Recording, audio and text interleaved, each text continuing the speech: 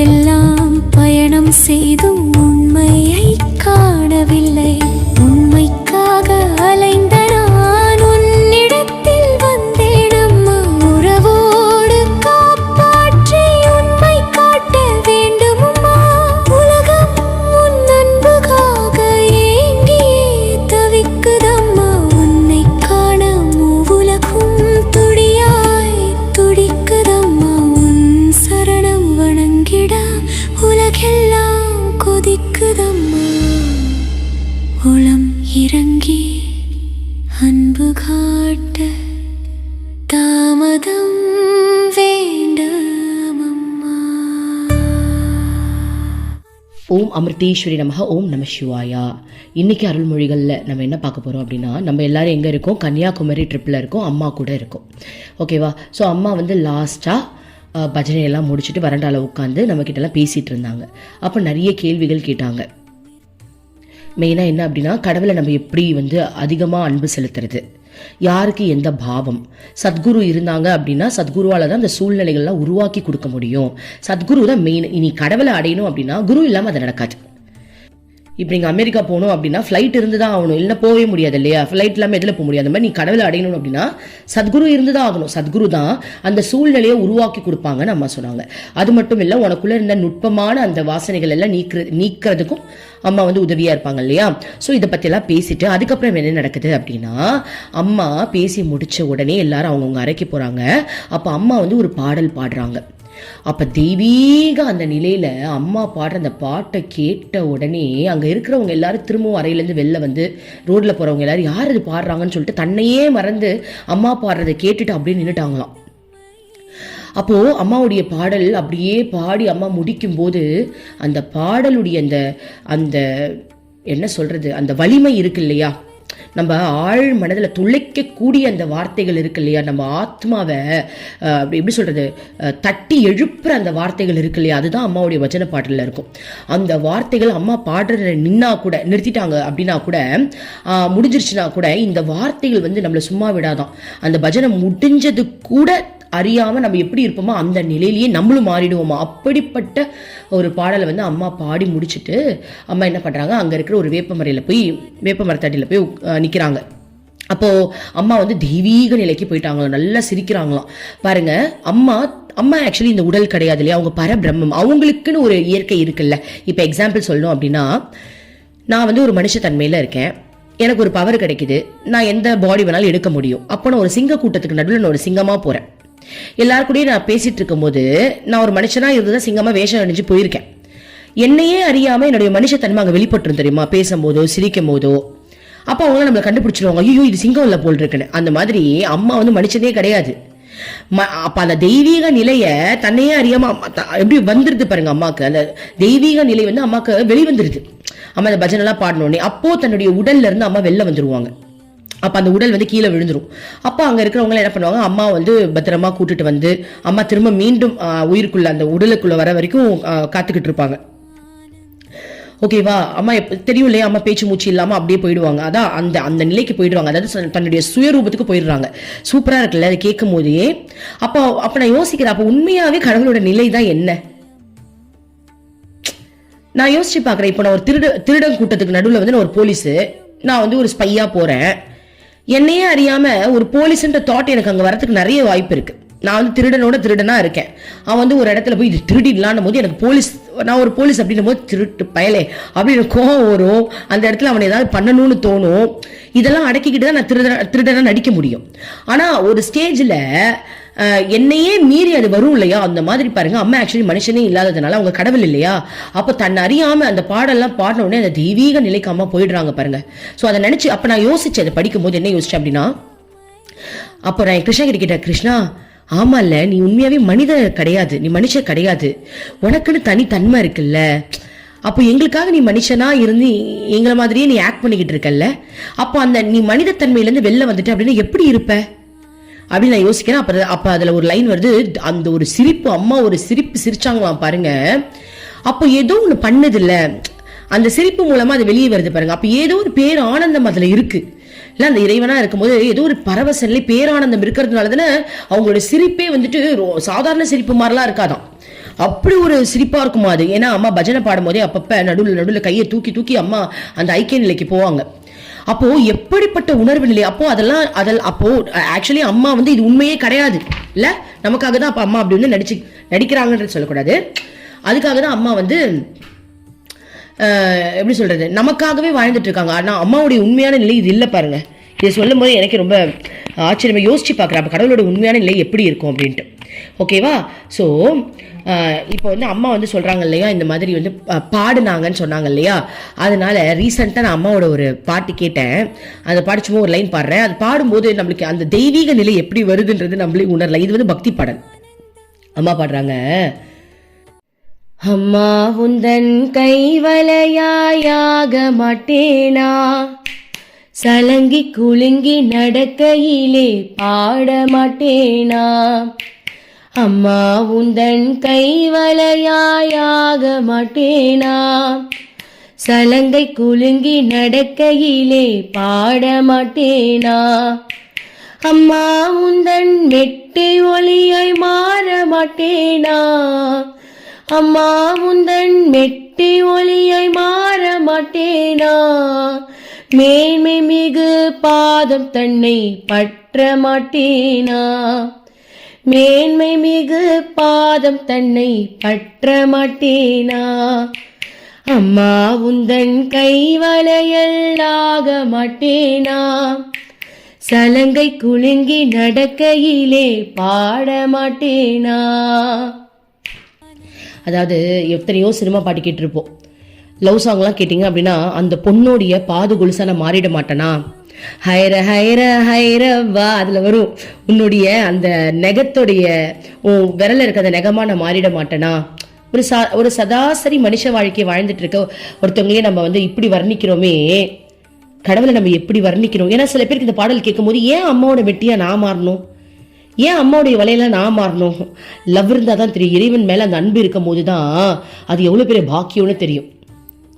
அது நம்ம ஆசைப்படுவோம், அந்த அளவுக்கு நானும் ஆசைப்பட்டிருக்கேன், நிறைய பேர் ஆசைப்பட்டிருப்பீங்க. நான் வந்து கிருஷ்ணாவுடைய மார்பிலேயே ஒரு அவரோட நகையா இருந்தோம் அப்படின்னா நம்ம அப்படியே இருந்திருப்போம்ல. அப்பப்ப கிருஷ்ணாவோட ஷால் அவர் கையில போட்டிருப்பார்ல, கிருஷ்ணா கிருஷ்ணா அவன் ஷாலா இருக்கேன் கிருஷ்ணா, அப்பப்போ நெஞ்செல்லாம் போட்டு கையிலலாம் சுருட்டி வச்சுக்கோ கிருஷ்ணாலாம் நினைச்சிருக்கேன். ஸோ அந்த அன்பு, இறைவன் மேல இருக்கிற அன்பால தான் அந்த பாட்டோட வரிகள் வருது. அப்போ இந்த மாதிரி ஆன்மீகம் நிறைஞ்ச இது வந்து பக்தி பாடல்.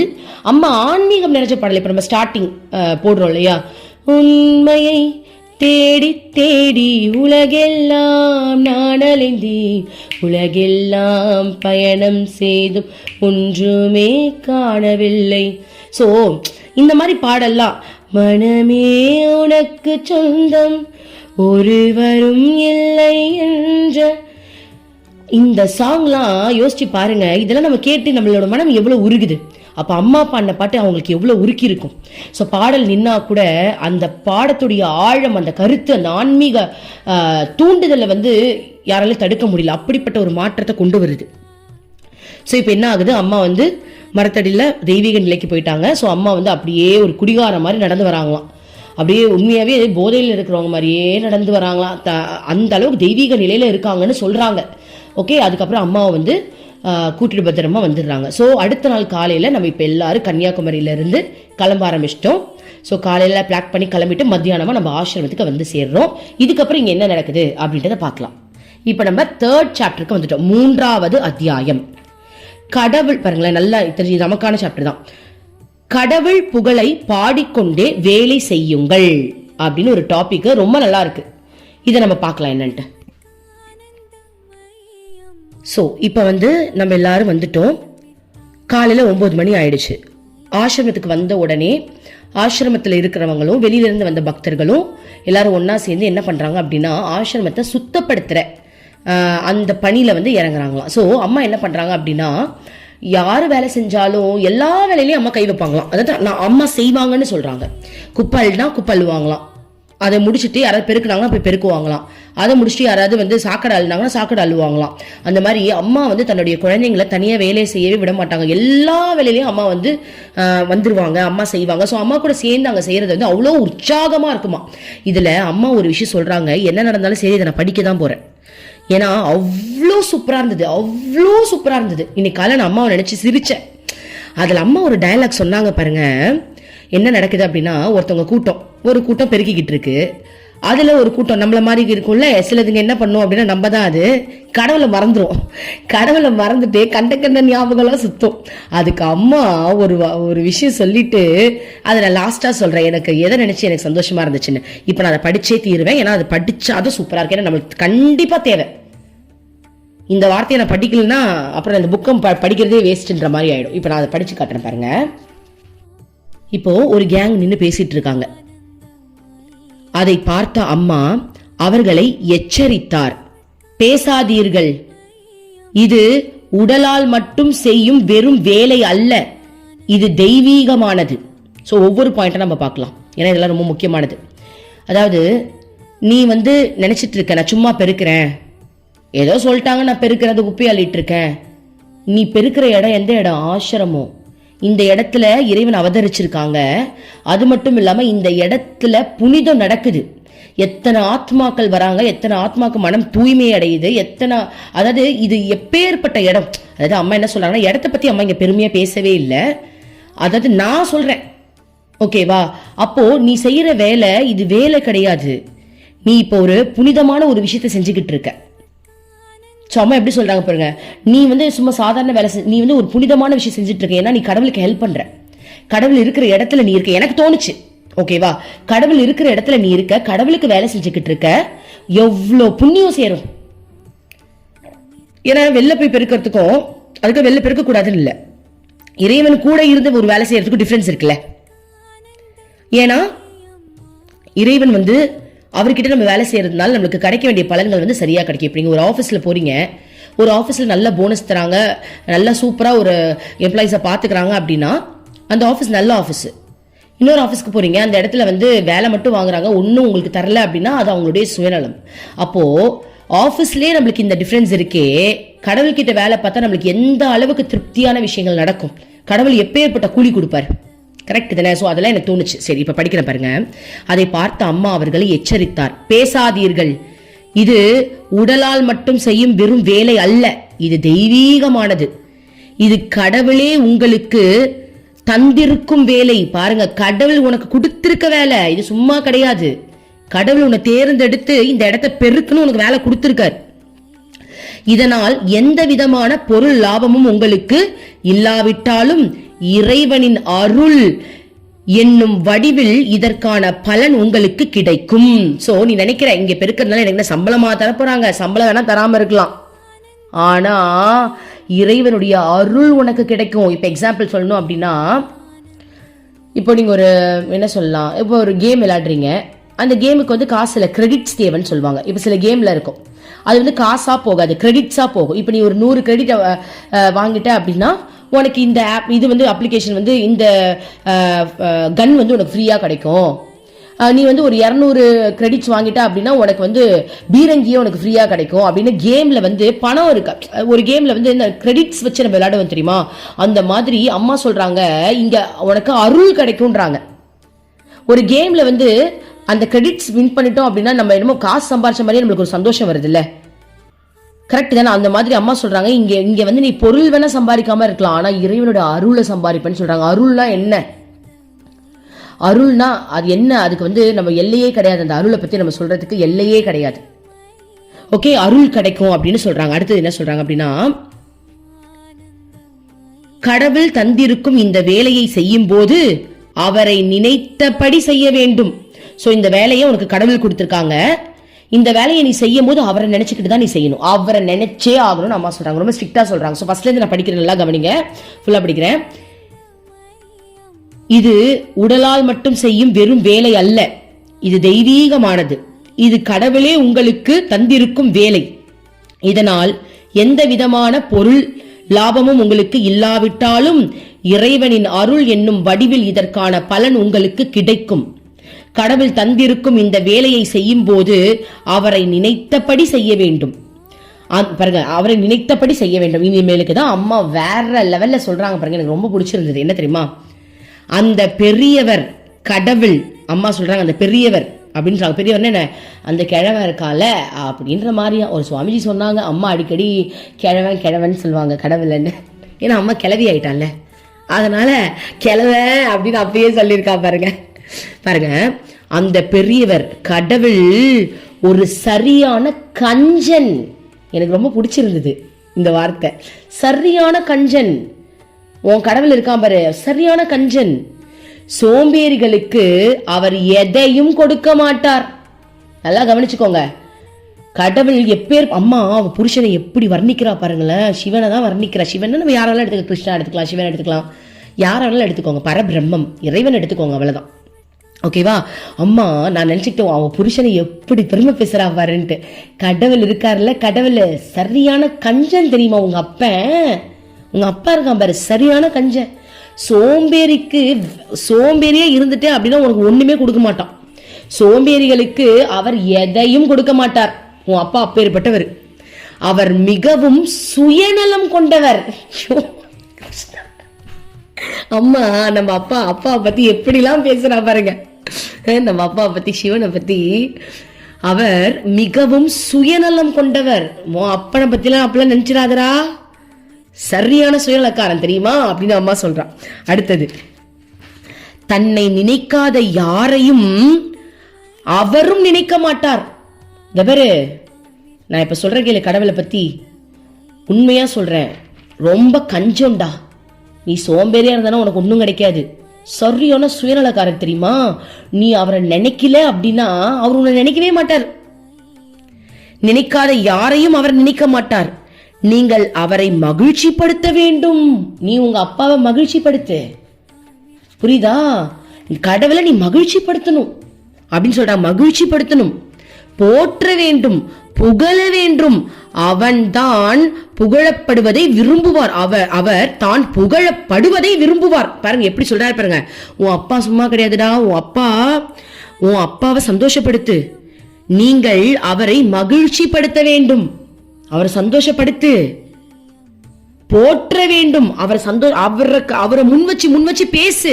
உன்னை நீ புகழ்றல்ல, ஒரு வேலை செஞ்சுட்ட அப்படின்னா நான் செஞ்சேன்ற ஒரு பெருமை உனக்கு வருது இல்ல, அதை தூக்கி எறி. உன் அப்பாவை போய் புகழ். நீ ஒன்றும் பண்ணல, என் அப்பாவோட கருணையால தான், என் சிவபெருமானோட கருணையால தான் இது நடக்குதுன்னு சொல்லு. அம்மா சொல்லித்தராங்க பாருங்க, நமக்கு தான் அம்மா சொல்லித்தராங்க. நல்லா கவனிச்சுக்கோங்க. ஸோ இதுல வந்து சிவனை வந்து அப்பா நினைக்கிறவங்க அப்பா நினைங்க, இல்ல கிருஷ்ணாவை அப்பா நினைச்சா கிருஷ்ணாவை நினைச்சுக்கோங்க, உங்களுடைய விருப்பம். ஓகே, பாருங்க அம்மா சொல்றா, அவரை மகிழ்ச்சிப்படுத்த வேண்டும், போற்ற வேண்டும், புகழ வேண்டும். அவர் தான் புகழப்படுவதை விரும்புவார். கடவுள் அவரை புகழ்றத அவர் ரொம்ப விரும்புவாராம். ஆனா அது நீங்க கேட்கலாம், அப்படியே அடுத்தது அம்மா அதுக்கு பதில் உடனே நம்மளுக்கு என்னது புகழ்றது விரும்புறது, அப்ப அவர் கடவுளே கிடையாதுன்ற ஒரு தாட் வரும். அதுக்கு அம்மா பதில் சொல்றாங்க பாருங்க பின்னாடி, அது அப்புறம் பார்க்கலாம். முதல்ல இதை நம்ம வர்ணிச்சு படிக்கலாம். சோ அம்மா என்ன சொல்றாங்க, அவரை புகழாமல் உனக்கு எதுவும் தர அவராக வரமாட்டார். அவரை புகழாமல் உனக்கு எதுவும் தர அவராக வரமாட்டார். நீ அவரை புகழணும், போற்றணும், துதிக்கணும், இதெல்லாம் நீ பண்ணல அப்படின்னா, நீ அவரை புகழ்ந்தாதான் உன்கிட்ட வருவார். நீ அவரை புகழலனா அவர் உன்கிட்ட வரவே மாட்டார். இதெல்லாம் உண்மைதான், அவன் சொல்றாங்க பாருங்க. ஆனால் அவர் விரும்புகின்ற பாராட்டும் புகழும் வெறும் வாயால் சொல்லும் பாராட்டல்ல. சோ அவர் நீங்க நினைக்கிற மாதிரி இப்ப அம்மா சொன்னாங்களே, அம்மா சொல்றாங்க இப்ப அவரை மகிழ்ச்சிப்படுத்தணும், அவரை வந்து நீ போற்றணும், அவரை வந்து நீ துதிக்கணும் அப்படின்றது ஜஸ்ட் நீ துதிச்சுட்ட அப்படின்னா அவர் வந்துருவாரு, அப்படி இல்ல. அம்மா அந்த மீனிங்ல சொல்ல வரல, இது வாய் வார்த்தை கிடையாது, இதற்கு ஆழமான அர்த்தம் இருக்கிறது அப்படின்னு அம்மா சொல்றாங்க. அது என்னன்னு பார்க்கலாம். அது நீங்கள் மற்றவர்களை பாராட்டுவது போன்றதோ அல்லது மற்றவர்களை உங்களை பாராட்டுவது போன்றதோ அல்ல. இப்ப நான் சொன்ன விஷயம் உனக்கு என்னவா புரிஞ்சிருக்கும்னு எனக்கு தெரியும்.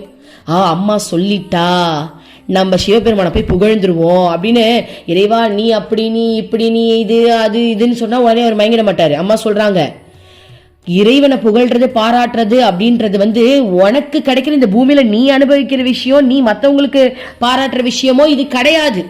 ஏன்னா அதுல முழுக்க சுயநலம் இருக்கு. இது அப்படிப்பட்டது இல்லையா. நீங்கள் யாரையாவது பாராட்டினால் அதற்கு காரணம் உங்களை அவர் விரும்ப வேண்டும் என்ற ஆசையே ஆகும். சோ இப்ப நீ நினைச்சிட்டு இருக்கல ஒரு பாராட்டு, இப்ப அம்மா வந்து கடவுளை போய் பாராட்டு புகழ்னு சொன்ன உடனே நீ ஒரு விஷயம் நினைக்கிறல்ல, அது கிடையாது. ஏன்னா உலக வாழ்க்கையில நீ ஒருத்தரை பாராட்டுற அப்படின்னா அவங்க கிட்ட நல்ல பேர் எடுக்கணும். இப்படி பாராட்டினா அவங்களுக்கு நம்மள ரொம்ப பிடிச்சிரும். அதுதான் சுயநலம். கண்டிப்பா இதெல்லாம் இருக்கு, சத்தியம். மனுஷனுடைய தன்மை இதை ஒத்துக்கிட்டு தான் ஆகணும். அதெல்லாம் நம்ம மாத்தணும், ஒத்துக்கணும். நான் அப்படி இல்லை, சொல்லவே கூடாது. இப்ப நான் ஒருத்தவங்களை போய் புகழ்றேன் அப்படின்னா எனக்குள்ள இது இருக்குன்னு அம்மா சொல்றா, அதுதான் உண்மை. அதை நம்ம நம்பணும். அப்ப நம்ம நம்பினாதானே அதுல இருந்து வெளில வர முடியும்.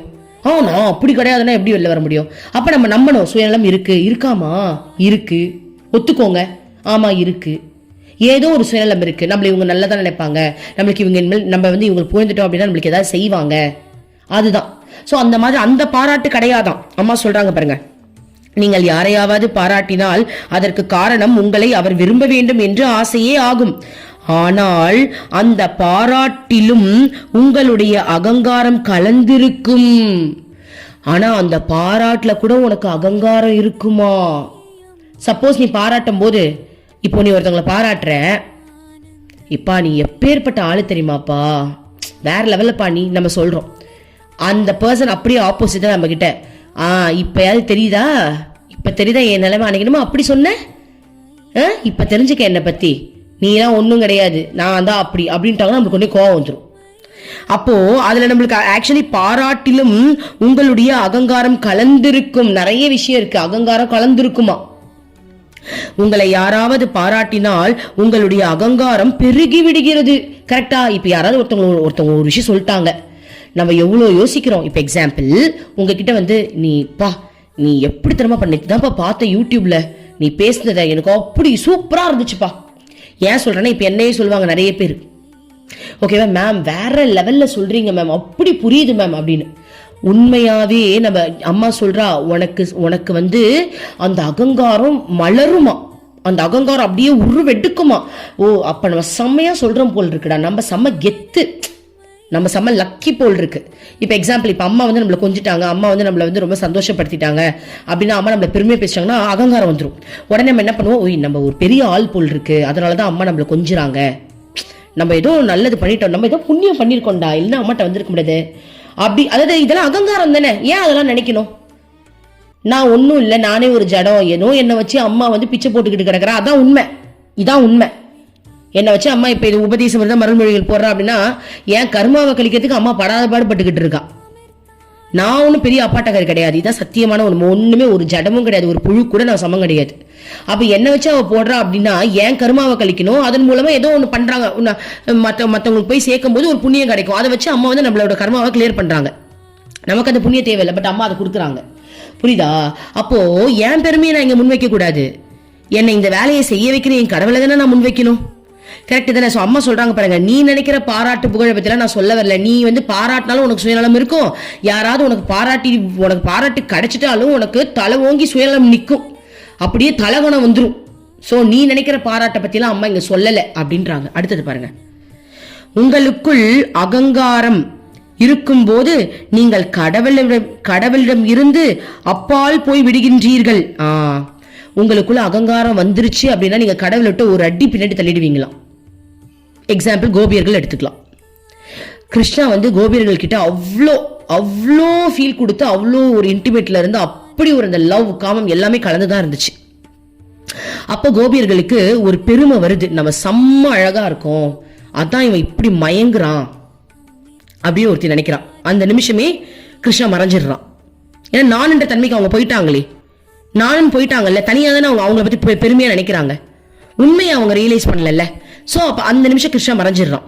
இன்னொருத்தி நினைக்கிறான், நம்ம செம்மையா பக்தி பண்ணிட்டோம் போல, இந்த உலகத்திலே நம்ம பண்ண பக்திக்கு கடவுள் நம்ம கிட்ட இருக்கான் போல. அப்ப அது அந்த பக்தி பண்ணணும்னு நினைக்கிறது ஒரு பெருமை தானே. சோ உன்னை நீ பெருமையா நினைச்சிட்ட, அந்த பக்தி பிச்சை போட்டது கடவுள்னு நினைக்கல, உன்னை நீ பெருமையா நினைச்சிட்ட. அப்ப அந்த நிமிஷம் கிருஷ்ணா அப்படியே மறைஞ்சிடுறாரு. ஓகேவா? இன்னொருத்தி நினைக்கிறாளாம், கிருஷ்ணாக்கு எல்லா கோபியர்களை விட நம்மளதான் ரொம்ப பிடிச்சிருக்குன்னு. உடனே அந்த இடத்துலயும் கிருஷ்ணா மறைஞ்சிடறான். அப்படி எப்படின்னு பார்க்க எல்லா கோபியர்கள் கிட்ட இருந்து கிருஷ்ணா மறைஞ்சிடுறாரு. அப்ப என்ன அர்த்தம்? மனித தன்மையில இருக்கும் போது இந்த மாதிரியான எண்ணங்கள் வர்றது இயல்பு, அதனாலதான் எல்லா கோபியர்கள் கிட்ட இருந்தும் அவர் மறைஞ்சாரு. ஓகேவா? அப்ப இது இயல்பு தான், பட் நம்ம அதை மாத்தணும். இயல்புன்னு சொல்லிட்டு அதை வந்து நம்ம வந்து கடைபிடிச்சிட்டே இருக்க கூடாது. இதுதான் இயல்பு தானே, இது இயல்பு தானே, இருந்தா என்ன தப்புன்னு நினைக்க கூடாது. அதான் தெரியுதுல்ல, இது இருக்குன்னு அதை மாத்துறதுக்கு ட்ரை பண்ணணும். ஓகேவா? இதுதான் அம்மா சொல்றாங்க. அப்ப அகங்காரம் உனக்கு ஒரு அடி வந்தா கூட நீ என்ன பண்ணுவ அப்படின்னா, அப்படி கடவுள் வந்து உன்கிட்ட இருந்து நீ ஒரு அடி உனக்கு ஒரு செகண்ட் உனக்கு அகங்காரம் வந்தாலும் கடவுள் உன்னை விட்டு ஒரு அடி தள்ளி போறாருன்னு அர்த்தமா. அதனாலயே என் கிருஷ்ணா என்னை விட்டு போயிடக்கூடாதுன்னு வார்த்தைக்கு வார்த்தை யோசிப்பேன். ஐயோ அகங்காரத்தோட பேசிடுவேன். அதுக்கப்புறம் யோசிப்பேன், ஐயோ மாட்டணும்டா, இன்னைக்கு கிருஷ்ணா என்ன சொல்ல போறான்னு தெரியலேன்னு சொல்லி டைஸ் போட்டு கேட்பேன். அவன் கழுவி தான் ஊத்துவான்.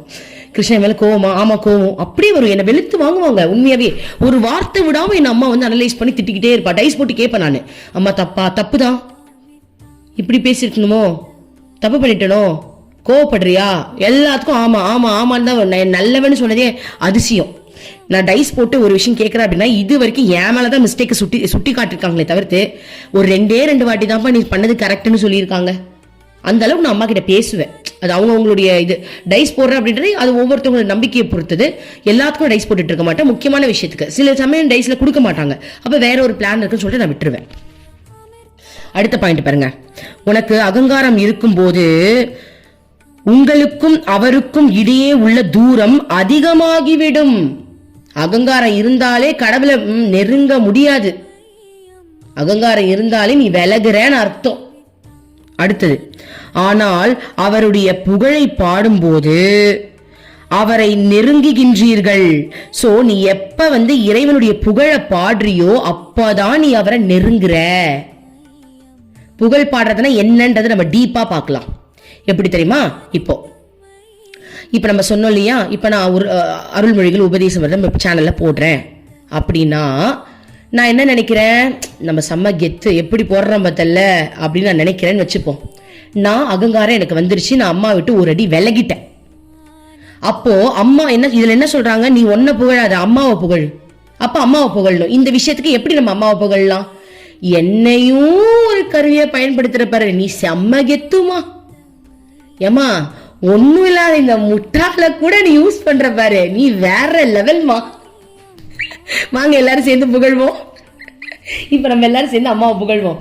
மா இந்த வெத்து வேட்டை வச்சுக்கிட்டு நீயே திட்டினாலும் அறிவே இல்லாம திரும்பவும் புக்க படிச்சு போடுறனே, இந்த தைரியத்தை யாரு கொடுத்தது? நீ தானமா கொடுக்குற. அது வேற லெவல்மா நீ. அதுவும் எங்களுக்கு வந்து எப்படிலாம் புரிய வைக்கணுமோ இப்ப பாரு எனக்குள்ள பூந்து எப்படிலாம் என்கிட்ட பேசுற. இப்ப இதுலயே ஒரு எக்ஸாம்பிள் சொல்லி காட்டுற பாரு. மா நீ சத்தியமா வேற லெவல்மா, நீ என்னமா பண்றது, உனக்கு அவார்டே பத்தாதுமா, உனக்கு அவார்டு தாமா கொடுக்கணும், என்னமா கொடுக்கலாம் உனக்கு சொல்லுமா. இதான் அம்மாவை புகழ்றது. புரியுதுங்களாடா?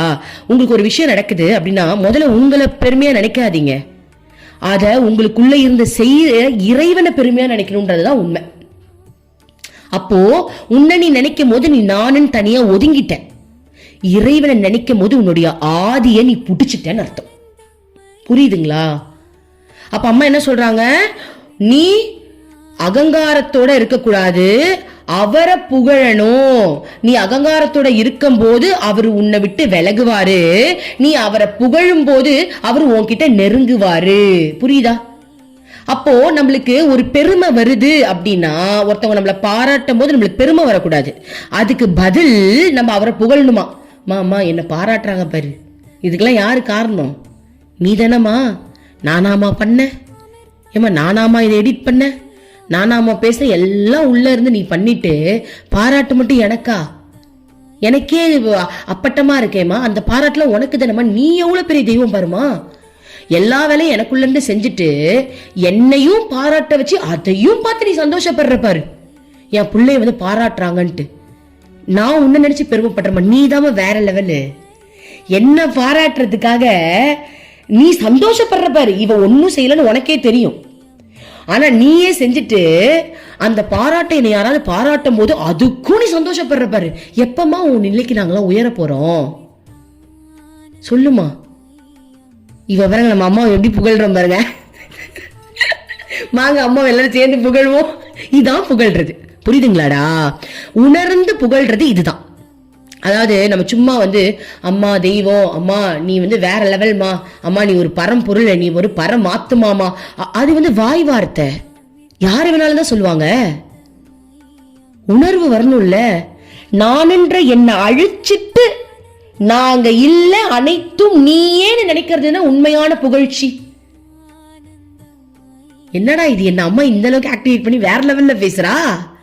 ஏய் மம்மி வேற லெவல்மா, பாருங்களேன் இப்ப என்னை எப்படிலாம் ஆக்டிவேட் பண்ணி அம்மா எப்படி பேசுறா பாருங்களேன். அம்மா நீ சத்தியமா வேற லெவல்மா, மாசு, நீ மாசு. ஓகே, சோ பாருங்க, உண்மையான புகழ்ச்சி அம்மா சொல்றா பாருங்க, உண்மையான புகழ்ச்சின்றது வாய் வார்த்தையில வர்றது இல்ல. உன்னை நீ அழிச்சுக்கிட்டு உனக்குள்ள இருக்கக்கூடிய உண்மைய உணர்ந்து அதை வெளிக்காட்டுறல, அதுதான் உண்மையான இறை புகழ்ச்சி. இப்ப கூட பாருங்க, இப்ப நம்ம அம்மாவை புகழ்ற பாருங்க, இதுதான் உண்மை.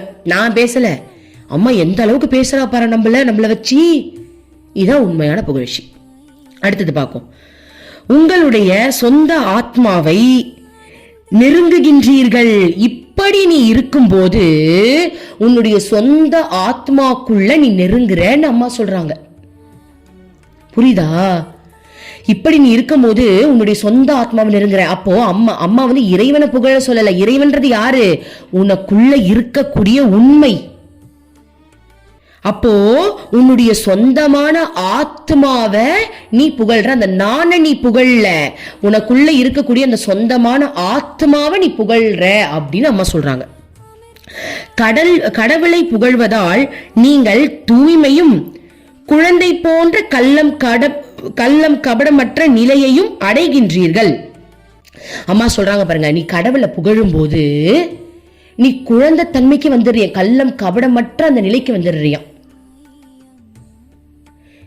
கரெக்ட் தானே?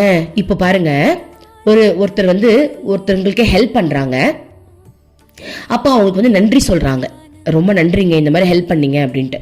அப்ப அவர் சொல்றாரு, ஐயோ நான் இல்லை, எனக்கு எதுவுமே தெரியாது, எனக்கு எதுவுமே, அது உண்மையா சொல்றாரு, சும்மா சொல்லல, வாய் வார்த்தை இல்ல, ஆழமா உணர்ந்து சொல்றாரு. இங்க பாருங்க, சத்தியமா நான் இல்லை, என் உடம்ப நான் படைக்கல, என் உடம்புக்கு கை கால் நான் கொடுக்கல, என் உடம்புக்கு கண்ணு நான் கொடுக்கல, என் உடம்புக்கு மூச்சு நான் கொடுக்கல, இந்த இப்ப நான் உயிரோட இருக்கிறதுக்கு நான் காரணமே இல்லை, எனக்குள்ள மூச்சு வருது, என் கை உங்களுக்கு உதவி செஞ்சிருக்கு அப்படின்னா அது என் கையில, என்னை ஈக்குனது யாரு?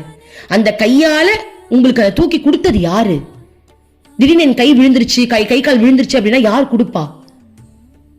அப்போ என்னை இயக்குற அந்த உண்மைதான் இதை பண்ணுச்சு, அதுதான் என்னுடைய பரமாத்மா, அதுதான் இறைவன் நம்ம ரியலைஸ் பண்றோம் இல்லையா? அப்ப நம்ம குழந்தையா மாறுறோம் தானே. நம்மள அறியாமையே நான் இல்லப்பா, ஐயோ என்ன ஏன்டா இப்படி சொல்லி நானே ஒரு அப்பா டக்கறடா, அதுதான் அந்த குழந்தை தன்மை. அந்த நம்மளே வந்து அந்த குழந்தையா மாறணும். இப்போ எக்ஸாம்பிளோட சொல்லணும் அப்படின்னா, இப்போ ஒரு தாயும் சேயும் எடுத்துப்போம். கை குழந்தையா இருக்கும்போது தாய் அந்த குழந்தைக்கு எல்லாமே பண்ணுவா. அந்த குழந்தை வளர்ந்துருச்சு அப்படின்னா தாயை விட்டு கொஞ்சம் விலகும். அந்த குழந்தை இன்னும் பெருசா வளர்ந்துருச்சு அப்படின்னா தாய்க்கும் அதுக்கு சம்பந்தமே கிடையாது, அது அதோட வேலையை பார்க்கும், தாய் அவங்களுடைய வேலையை பார்ப்பாங்க. அப்போ அந்த குழந்தை தன்மைக்கு நீ எந்த அளவுக்கு இறங்கி இறங்கி இறங்கி இறங்கி வரியோ அந்த அளவுக்கு இறைவனுக்கும் உனக்கும் இருக்கக்கூடிய நெருக்கம் அதிகரிக்கும் அம்மா சொல்றாங்க. இப்ப எக்ஸாம்பிள், நான் இப்போ ஒரு 34 வயசுல இருக்கேன், என்னோட பெத்த அம்மா கூட நான் எப்படி இருக்கேன், ஹைனா ஹை பைனா பை இருக்கனா. இதுவே நான் இன்னும் ஒரு 15 வயசுல எப்படி இருந்திருப்பேன், அம்மா தான் எனக்கு சாப்பாடு செஞ்சு கொடுத்துருப்பாங்க. ஒரு 10 வயசுல எப்படி இருந்திருப்பேன், அம்மா எனக்கு எல்லாமே செஞ்சு கொடுத்துருவாங்க. ஒரு 5 வயசுல எப்படி இருந்திருப்பேன், இன்னும் கொஞ்சம் பேம்பர் பண்ணி எங்க போனாலும் என்னை கூப்பிட்டு போயிட்டு இருப்பாங்க. ஒரு 3 வயசுல நான் எப்படி இருந்திருப்பேன், என் அம்மாவோட அம்மாவே கதின்னு இருந்திருப்பேன். இதுவே நான் 6 மாசம் குழந்தையா இருக்கும்போது நான் எங்க அம்மாட்ட எப்படி இருந்திருப்பேன். இதுவே நான் கை குழந்தையா இருக்கும்போது என் அம்மாட்ட எப்படி இருந்திருப்பா. அவங்கள தவிர்த்து எனக்கு எதுவுமே கிடையாது, எனக்கு தேவையான எல்லாத்தையுமே அவங்க செஞ்சிருப்பாங்க. இதுதான் குழந்தை தன்மை. அப்போ நீ எந்த அளவுக்கு குழந்தை தன்மையா மாறுறியோ அந்த அளவுக்கு இறைவனுக்கும் உனக்கும் நெருக்கம் இருக்குன்றதுதான் அம்மா இங்க சொல்றாங்க. ஓகேவா?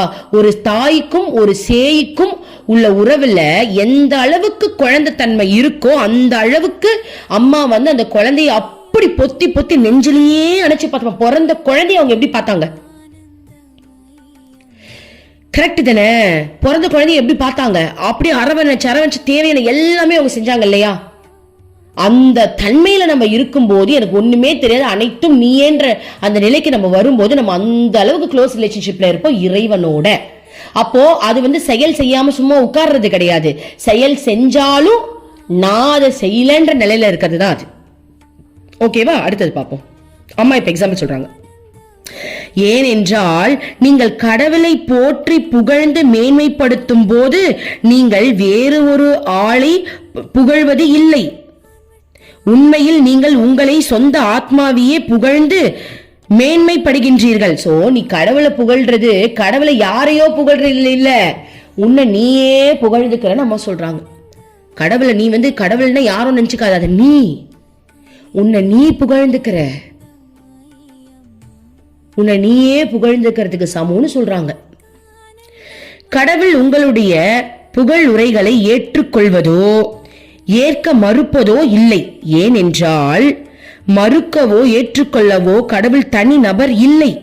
பரம்பொருள் பெயரும் வடிவம் இல்லாத நிலையும் உள்ளது. வடிவங்களும் இந்த பாராட்டுகளும் உள்ள சொந்த நன்மைக்காக ஏற்பட்டவை. எனவே நீங்கள் கடவுளின் புகழை பாடும்போது நீங்கள் உங்களுக்குள் உள்ள ஆத்மாவை மேன்மைப்படுத்துகின்றீர்கள். இது உங்களுடைய உண்மையான சொந்த இயல்பிலிருந்து வேறானது அல்ல. சோ புரிஞ்சுதா? இருங்க, இப்ப இதுல ஒரு முக்கியமான லைன் இருக்கு, அது இன்னொரு சொல்லலாம். நீங்க பாராட்டும் போது அத கடவுள் ஏத்துக்கிறாரா அப்படின்னு கேட்டா, ஏத்துக்கவோ நான் ஏத்துக்க மாட்டேன்னோ அப்படின்ற ஒரு விஷயமே இல்லைன்றாங்க. ஏன்னா பரம்பொருள் பெயரோ வடிவமோ இல்லை. புரியுதுங்களா? இப்ப நீங்க ஒரு கடவுளை பாராட்டுறீங்க அப்படின்னா உன்னைதான் நீ அப்படி பேசிக்கிற, உன்னுடைய உண்மை நிலையை தான் நீ அப்படி சொல்ற. ஏன்னா கடவுள்னு தனியா உருவத்துல இருந்தாதானே அவர் அதை ஏத்துப்பாரு, ஏத்துக்காம போவார். அவர் தான் எல்லா இடத்துலயும் இருக்கிறாரு. நீ உன்னை ரியலைஸ் பண்ணக்கூடிய சூழ்நிலையை அது உருவாக்கி கொடுக்குதுன்னு அம்மா சொல்றாங்க. சோ நீ எந்நேரமும் கடவுளை நினைக்கணும், எந்நேரமும் கடவுள் புகழை பாடணும். எந்த வேலை செஞ்சாலும் நீ கடவுளை நினைக்கணும். நீ கடவுளை நினைக்கிறது அது அவருக்கு கிடையாது, அவர் தனி நபர் கிடையாதுன்னு சொல்றாங்க. அவர் தனி நபர் கிடையாது. அவர் அதை ஏத்துக்கவோ இல்லை எனக்கு வேணான்னு சொல்றதுக்கோ அவர் ஒரு ஆள் கிடையாது. அவர் பரபிரம்மம்னா உனக்குள்ள இருக்கிறவர். அப்போ நீ அதை நினைச்சா மட்டும்தான் நீ உன்னை உணர்ற அப்படின்றத அம்மா இங்க சொல்ல வராங்க. புரியுதுங்களா? இனிமேலுக்கு நம்மள யாராவது ஒருத்தவங்க பாராட்டினாங்கன்னா நம்ம ரியலைஸ் பண்ண வேண்டியது ஒன்னே ஒண்ணுதான். ரியலைஸ் பண்ண வார்த்தையால சும்மா சொல்றது இல்ல. என்னையே வச்சு நீ இந்த அளவுக்கு அம்மா பண்ணிருக்க, நீ கிரேட்மா, நீ வேற லெவல்மா, உனக்கெல்லாம் என்ன சொல்றது என்ன பண்றதே நீ வேற லெவல்ல இருக்கமான்னு அப்படியே இறைவனை புகழ்ந்து பார்க்கணுமே தவிர்த்து உங்களை நீங்க புகழ்ந்து பார்த்துட்டீங்கன்னா அந்த நான் நமக்கு வேண்டாம். ஓகேவா? இப்ப அம்மா என்ன சொல்றாங்க, நான் செய்கிறேன் என்ற எண்ணத்தையும் நான் இந்த வேலையை செய்கிறேன் இதற்கான பலன் எங்கு கிடைக்க வேண்டும் என்பதையும் விட்டுவிட்டு ஒருவன் தன்னுடைய மனதை மேலான பரம்பொருளுக்கு உரியதாக்க வேண்டும். அதான் என்ன சொல்றாங்கன்னா, நான் இந்த வேலை செய்யறேன், இந்த வேலை செய்யறதுனால எனக்கு என்ன பலன் கிடைக்கும், இந்த மாதிரியான விஷயத்தெல்லாம் நிறுத்திட்டு நம்மளுடைய மனசை அந்த பரம்பொருளோட இணைக்கிறதுக்கான அந்த வேலையை தான் நம்ம பார்க்கணும். அதாவது அந்த பரம்பொருளோட உயர்த்திற்கான வேலையை தான் நம்ம எப்படி சொல்றது, நிறைய ஃபோக்கஸ் பண்ணுமே தவிர்த்து எனக்கு இதுல பலன் கிடைக்குமான்னு நினைக்க கூடாது. இப்போ எக்ஸாம்பிள் சொல்லலாம். இப்போ நம்ம அம்மாவை வச்சு ஒரு வீடியோ எடிட் பண்ணோம், வேற லெவல், எனக்கு ரொம்ப பிடிச்சிருந்ததுப்பா, அவ்வளோ பக்தி, அதில் பண்ணும் போதே அவ்வளோ பக்தி வந்துச்சு. ஓகேவா? நேராக நான் அம்மா கிட்ட போய் காட்டினேன், டெலீட் பண்ணுன்னு சொல்லிட்டாங்க. நானும் டெலீட் பண்ணிட்டேன் யூடியூப்ல இருந்து.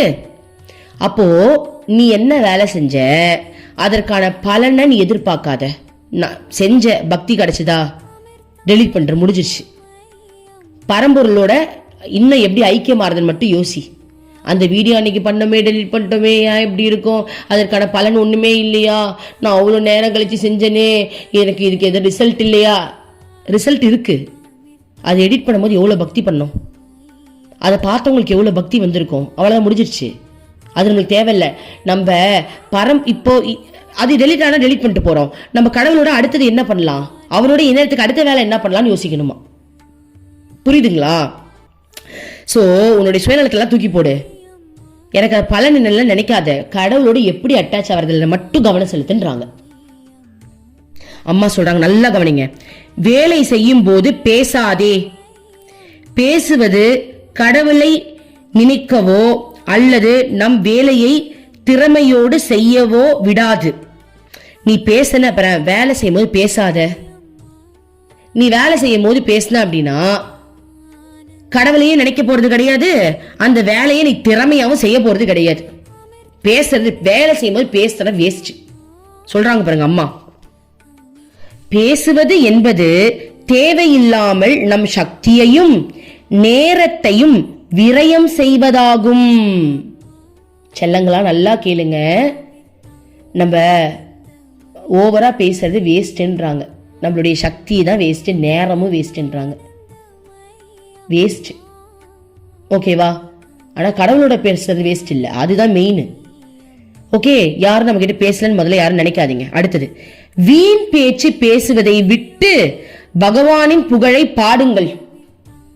அப்படி உனக்கு பேசணும்னு தோணுதா, பாட்டு பாடு, பகவானின் புகழை பாடுங்கள். பகவானை பத்தி நல்லா பாடிக்கிட்டே ஜாலியா இரு. அப்படி உனக்கு என்ன பேச்சு வேணும், வாங்க பாடுவோம் சேர்ந்து.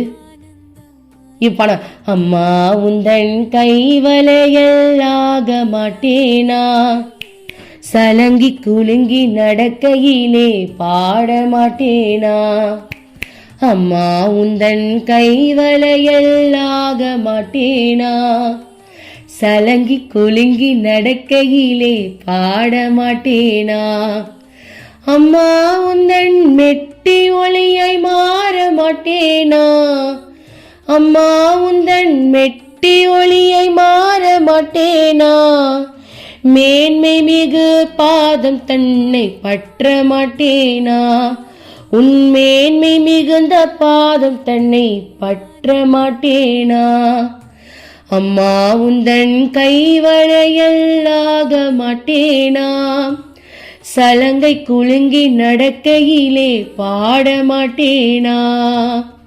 எனக்கு கண்ணெல்லாம் கலங்கிடுச்சு, எங்கடா அழுதுருவோன்னு சொல்லிட்டு கண்ணை மூடிட்டு இந்த பாட்டை பாடுறேன். எப்படி பாருங்கல்ல, இது என்னால அம்மா உள்ள இறங்கியிருக்கா, அதனால அவளுக்கு அழுக வருது போல.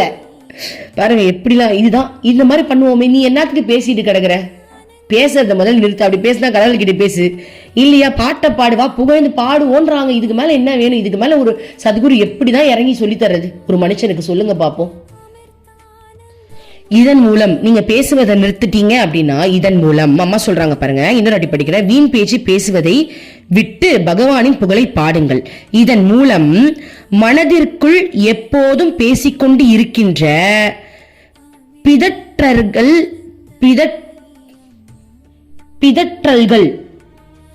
உங்களால் நிறுத்த முடியும். சோ உங்க மன பிதற்றல்கள், மனம் வந்து புலம்பிக்கிட்டே இருக்குல்ல, அதெல்லாம் நின்றுடுமா. பேசுறத நீ நிறுத்தினாலே அந்த மனக்குழப்பம், அந்த மன பிதற்றல்கள் நின்றுடுமா. கடவுளை புகழ்ந்து பாடுவது போற்றுவதும் உண்மையில் உங்களுக்குள்ளே இருக்கும் ஆத்மாவை விழித்து எழ வைக்கின்ற முறையாகும். சோ நீ கடவுளை வந்து புகழ்ந்து புகழ்ந்து பாடும்போது உன்னுடைய ஆத்மா வந்து விழிப்படையும் சொல்றாங்க. அது எப்படின்னு பார்க்கலாம். இப்ப எக்ஸாம்பிள், உனக்கு பிடிச்ச ஒரு ஆக்டரை நீ புகழ்ந்து புகழ்ந்து பேசுற அப்படின்னா உன்ன அறியாமே அந்த ஆக்டராவே நீ மாறுவ.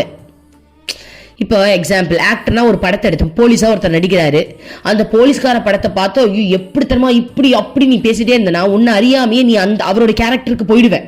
அப்ப நம்ம கடவுளை பத்தி அதிகமா பேச பேச கடவுளாவே மாறுவோமா இல்லையா? ஆமாவா இல்லையா? அததான் அம்மா சொல்றாங்க.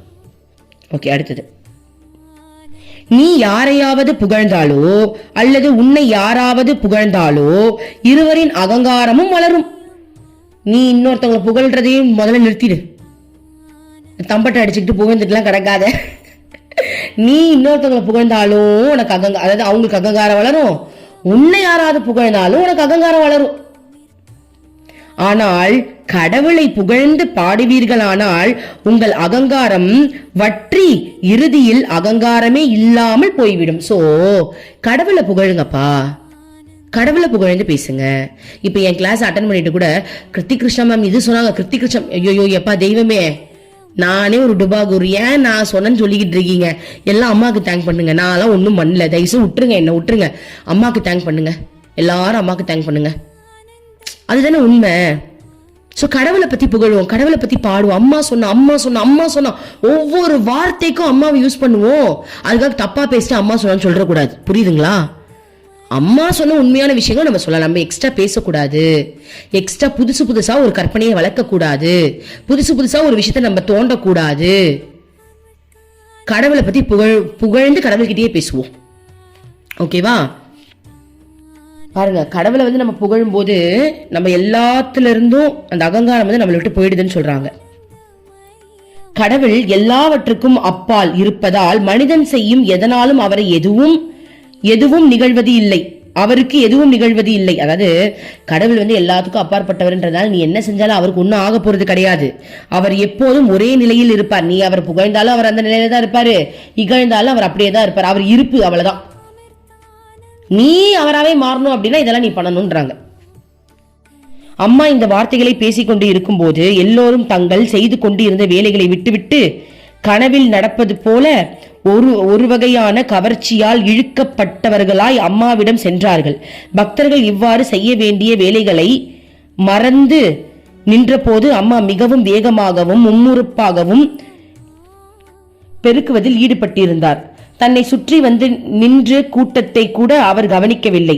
சற்றென்று நிமிர்ந்து பார்த்தவர் எல்லோரும் அங்கங்கே நின்று கொண்டிருப்பதை பார்த்து வியப்போடு, எல்லோரும் இங்கே நின்று கொண்டு என்ன செய்கின்றீர்கள் சோம்பேறிகளே, போய் உங்கள் வேலைகளை செய்யுங்கள் என்று கூறி ஒரு பக்தர் கைகளை கூப்பியபடி அம்மாவிடம், அம்மா தங்கள் அமுதமயமான பேச்சு வேலையை மறக்க செய்துவிட்டது என்றார்.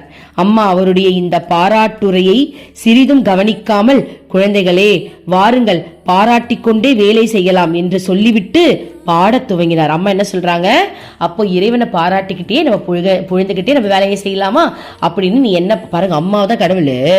அம்மா சொல்ற என்ன ஏண்டா நீ பாராட்டுற, வாடா கடவுளை பாராட்டிட்டு நம்ம போய் வேலையை செய்யலான்றாங்க. அம்மா எந்த அளவுக்கு இறங்குறாங்கன்னு சொல்றேன், புரியுதுங்களா? அம்மா வந்து அவங்களை புகழ்ணுன்றது அம்மாவுக்கு ஆசை கிடையாது, நம்ம எல்லாரும் சேர்ந்து இறைவனை புகழ்ணுன்றது சொல்றாங்க. ஓகேவா?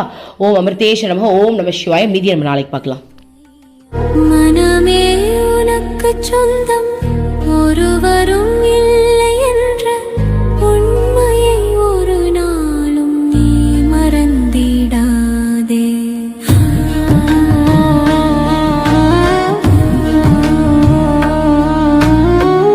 அர்த்தமற்ற கர்மங்களை செய்து கொண்டே சம்சாரத்தில் பயனின்றி நீயும் வீணாய் அலைகின்றாயே. காயமது மாயமதனை சவம் என்று உணர்ந்து கொண்டு சத்தியத்தை அறிந்திட நாம் வழி தேடுவோம்.